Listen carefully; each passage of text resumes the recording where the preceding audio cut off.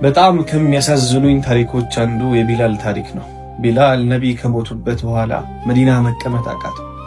ቦታዎቹ ሁሉ ረሱል ነቢይ ያሉት ሲቸገር ኸረጀ ሙጃሂደን ሙጃሂድ ሆኖ ወጣ። ብዙ ከቆየ በኋላ በህልሙ መጡና ነቢይ አማ አነ ለከ አን ተዙረና፣ ቢላል ሆይ መዲና መጥተህ እኛን የምትዘይርበት ቀን አልደረሰምን አሉት። እያለቀሰ ከቦታው ተነስቶ ወደ መዲና ጉዞ ጀመረ። መዲና እንደደረሰም አዛን በልልን አሉት። አሽሀዱ አነ ሙሐመደን ረሱሉላህ ማለት አቃተው። ኸነቀትሁ ልዕበራ፣ ጉሮሮ ታነቀ። ሱብሓነላህ። እሱም አለቀሰ፣ ሰሓቦቹም አለቀሱ። በአጠቃላይ መዲና በሙሉ በእንባ ተዋጠች።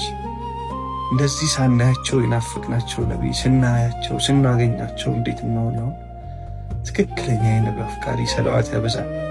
እስኪ ሰለዋት አብዙ። اللهم صل على محمد وآل محمد